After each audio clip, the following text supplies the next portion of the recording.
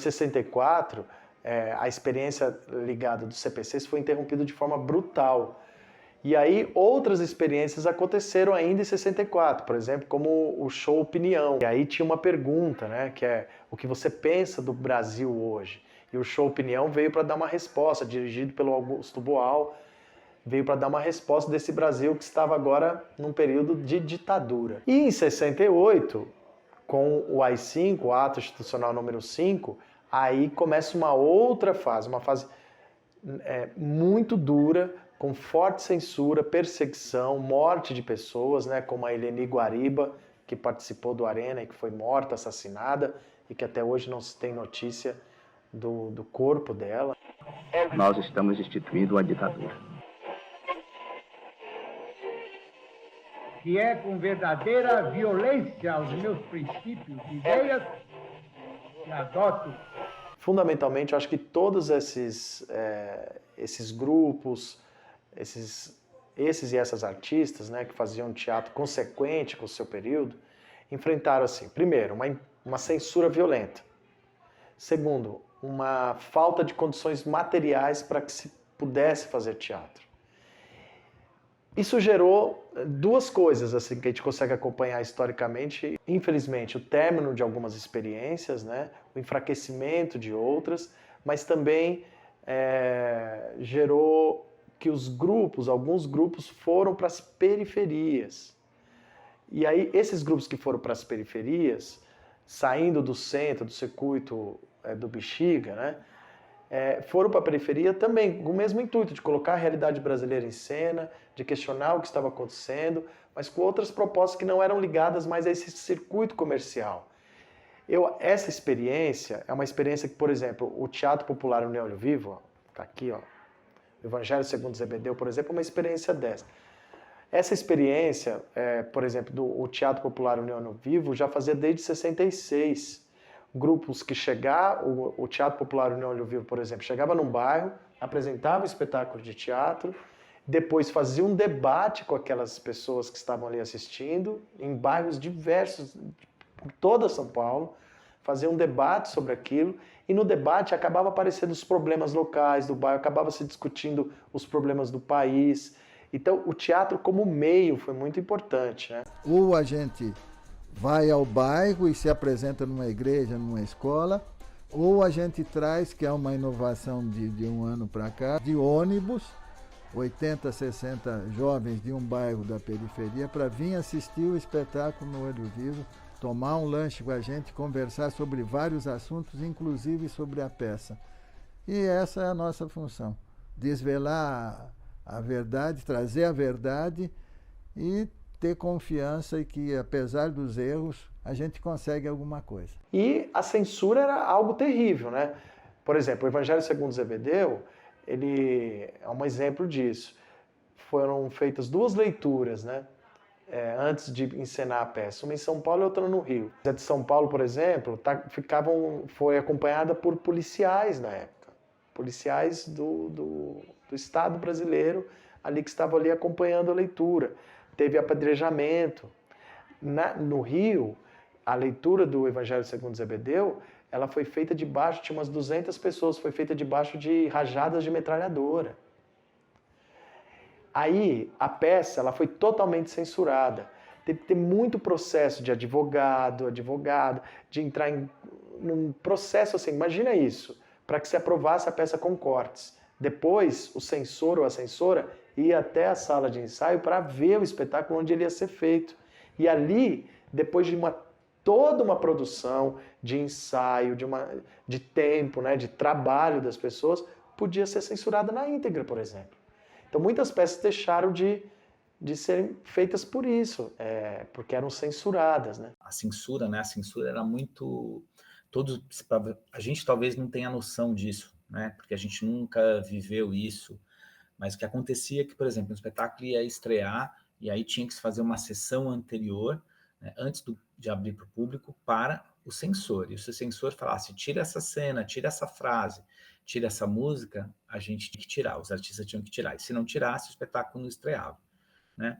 Então, acho que o maior desafio foi se manter vivo, se manter ativo. Né? O teatro sofreu muitas perdas né? Principalmente em termos expressivos, né? A gente teve que cortar conteúdos, tiveram peças que foram censuradas, né, músicas que eram usadas em peças que também foram censuradas. Então, acho que o grande desafio foi se manter em atividade e trazer a reflexão para o público, né? Ainda ressaltando que até 68 isso foi possível, depois de 68, né, com o AI-5, aí a censura ficou muito mais severa, muito mais dura, então aí foi mais complicado, mas acho que o desafio foi esse mesmo, né? Ficarmos ativos, ficarmos atuantes e levarmos a discussão para a plateia, ainda que, né, de uma forma metafórica, né, ainda que tentando driblar o censor, né, o absurdo de ter um censor na plateia antes do espetáculo estrear, mas isso acontecia, né? Pode parecer uma loucura hoje, mas isso acontecia. Esses grupos que foram para as periferias, né? Citar o Engenho Teatral, por exemplo, é uma experiência um pouco depois, mas que é de 79, o TTT, né? O Núcleo de Teatro Independente, que foi para São Miguel Paulista. Todas essas pessoas enfrentavam as determinações de sua época, assim, uma forte censura, um descaso econômico com a produção teatral, ou seja, precariedade, né? Mas foram fazendo. E, ao mesmo passo que a dificuldade da censura trouxe também para a experiência teatral, essa experiência preocupada com o seu tempo, o teatro era urgente questionar aquele momento. E aí muitas saídas foram encontradas no campo do símbolo, da metáfora, e então muita coisa foi criada nesse período e que até hoje é muito atual. Tinha um espetáculo chamado Feira Paulista de Opinião, né, onde eles reuniram vários textos curtos de vários autores e com o elenco do Teatro de Arena e colocaram em cartaz no Teatro Ruth Escobar. Isso numa sala, né? O Teatro Ruth Escobar tinha 2 salas de espetáculo. Então, numa sala estava a Feira Paulista de Opinião, na outra sala estava o Roda Viva, né? Que era uma peça do Chico Buarque, com músicas do Chico, enfim. E aí o que aconteceu foi o CCC, que era o Comando de Caça aos Comunistas, que era um grupo, né, um movimento brutal, né, que tinha essa atuação de se dizia querer caçar os comunistas, foi até o Teatro Escobar para agredir, bater, interromper o espetáculo Feira Paulista de Opinião, né? Que, por sorte do espetáculo Feira Paulista de Opinião, o espetáculo tinha acabado mais cedo naquele dia. Então, para eles não perderem a viagem, eles entraram no Roda Viva, que era na sala de cima, e espancaram os atores, quebraram as cadeiras, interromperam o espetáculo. Inclusive, a atriz Marília Pera, que fazia, foi espancada também.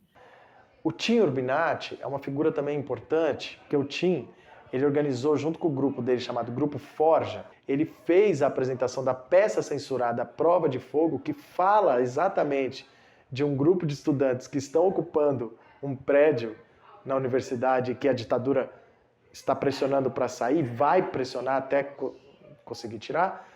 Ele fez isso de verdade, ele apresentou uma peça censurada num espaço que não podia ser apresentado dentro da USP.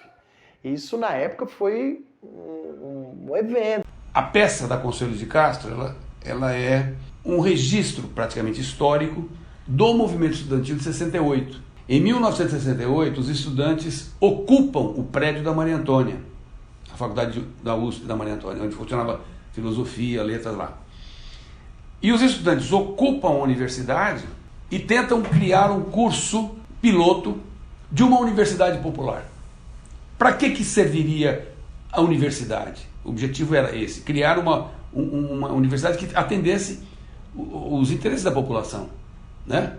E eles ocupam a universidade e, depois de um certo tempo, a polícia militar resolve mandar um ultimato. Tem que desocupar a Maria Antônia, a escola, a faculdade. E os estudantes então se reúnem e vão discutir a ordem judicial, se saem ou não saem do prédio. E aí começa a peça da Consuelo. Os artistas mais jovens que não viveram a ditadura, eles não têm a noção do quanto brutal foi esse período para a arte como um todo e para o teatro especificamente. Para a gente ter uma ideia, né, do que foi, e a gente avaliar isso.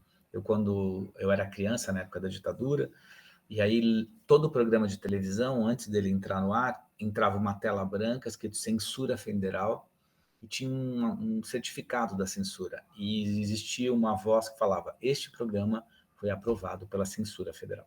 Né? Então era tão ostensivo, né, que na televisão a gente tinha a cada programa um certificado da censura dizendo que aquele programa tinha sido aprovado pela censura. Né? Então eu acho que essa memória ela ainda se preserva. Então a gente tem que manter essa memória viva para não corrermos o risco de algumas pessoas já ouvi dizer por aí, em alguns momentos anteriores à nossa história, dizendo que não foi uma ditadura, que foi uma ditabranda. Não, não foi ditabranda nenhuma. As pessoas foram torturadas, as pessoas foram mortas, as pessoas desapareceram, as pessoas foram exiladas. Né? Então não teve nada de brando nessa ditadura, foi bastante brutal. Tá? Então acho que a ideia da resistência é a gente manter viva essa memória. Ouvir os mais velhos e mais velhas. Hoje é muito difícil. Tem sido mais difícil isso, mas dá. Vocês estão aqui hoje, eu sou tão mais velho que vocês, mas vocês estão aqui hoje me ouvindo porque algum interesse desperta, talvez, né, o trabalho que a gente faz, né?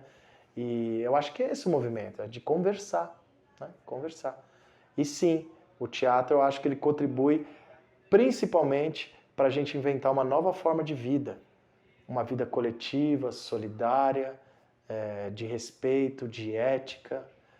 O Augusto Boal, né, quando ele faz a árvore do teatro do oprimido, ele coloca ali embaixo ética e solidariedade. Esse é o chão, esse é o adubo para tudo que vai surgir depois. Eu acho que a gente poderia olhar para isso também e da necessidade urgente de a gente mudar a forma como a gente produz a vida. A gente precisa de duas coisas. A gente precisa de tempo livre e convívio. E aí isso aí tensiona o capitalismo, né? Beleza? E aí queria terminar então com uma frase dessa peça. E essa peça é o Evangelho segundo Zebedeu, que narra a história, mostra a história de Canudos a partir de um grupo de circo. E é uma metáfora muito boa. E tem uma hora que se fala assim: sou como soca de cana, me cortem que eu nasço sempre.